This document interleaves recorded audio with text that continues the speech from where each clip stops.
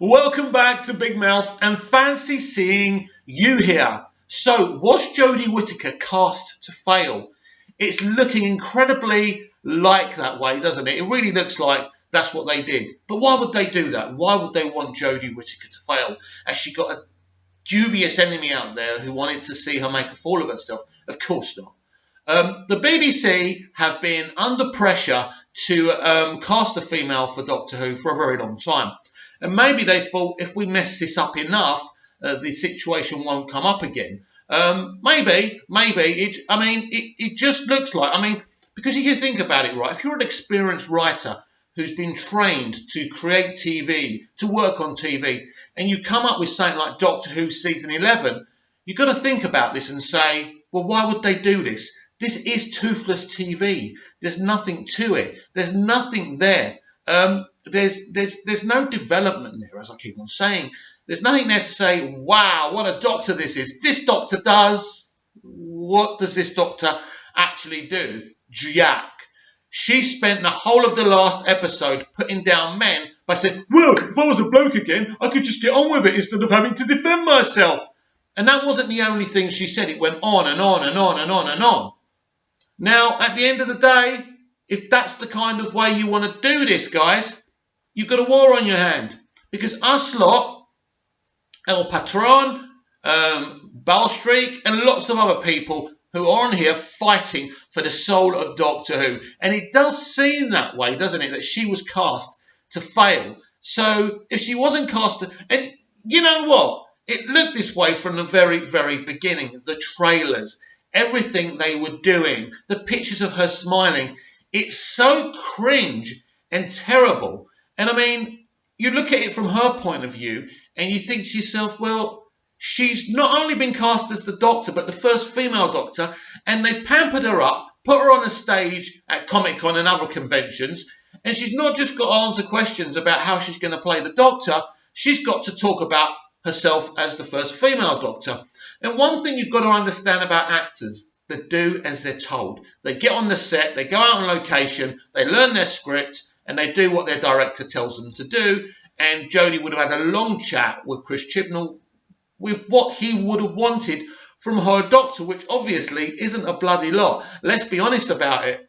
But so when you see her talking publicly about equal opportunities and her getting as much money as the male doctors, blah-de-blah-de-blah. Whatever she says, it's exactly what she's told to say, basically by the BBC, by the marketing team. She's not got an independent thought. Not when she's up there, not when she's out there representing Doctor Who.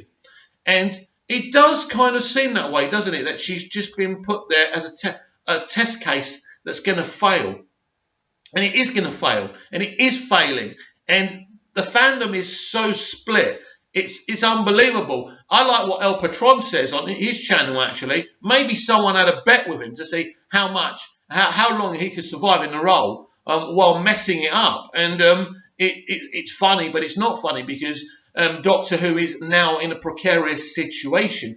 The precarious situation is ideology.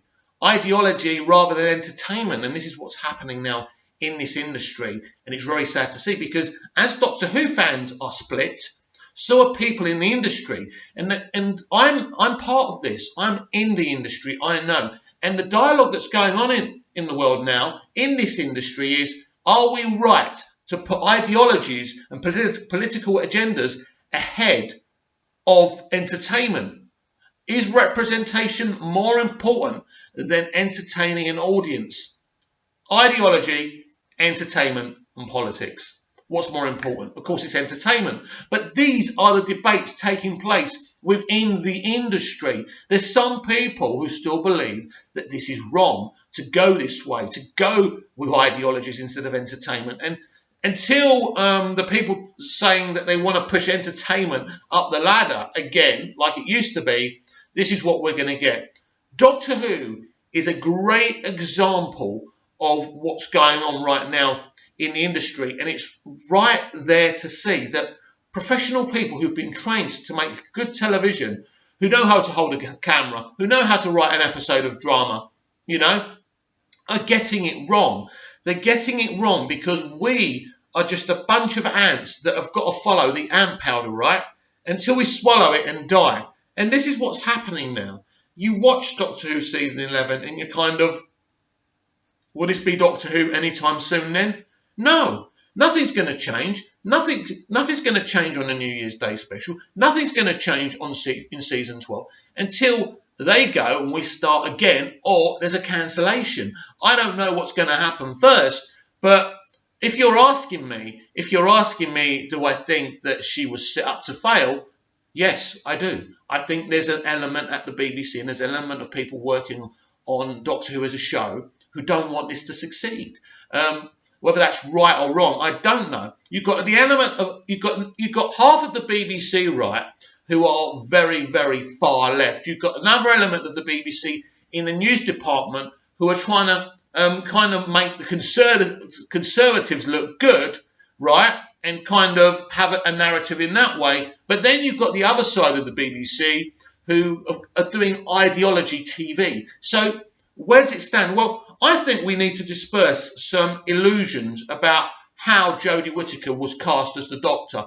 Now, she told us every time she had an opportunity how hard she worked to get this role. This is really interesting to me because that is BS. That is BS, right? I know. Look, listen, I know. But you don't need to be me. You don't need to know what truly happened. I'll tell you what truly happened. Chris Chibnall, her friend, a bloke she worked with on Broadchurch, offered her the role of Doctor Who. And all she had to basically do is convince the BBC it was the right decision. Oh, no, wait, my Batman v Superman background's gone. Can't be having that. Sorry. Right, we're back. So, basically, she got the job because she knew the showrunner. It's as simple as that. I've said to you before that there was you've got to look at this from the BBC's point of view and Chibnall's point of view. If they really wanted to have a successful Doctor, why did they cast Jodie Whittaker? There were so many more edgier options, better options. Who was Jodie Whittaker? She wasn't a big name. She wasn't a big deal. She was just on Broadchurch. She played a good part and everything, right? Broadchurch was a massive show, but she wasn't a big deal. She wasn't cast because she was going to make the perfect female Doctor, set up to fail, because if they wanted this to work, they would have cast the best female possible. But instead, they put her in the role. So that tells me she was absolutely cast to fail.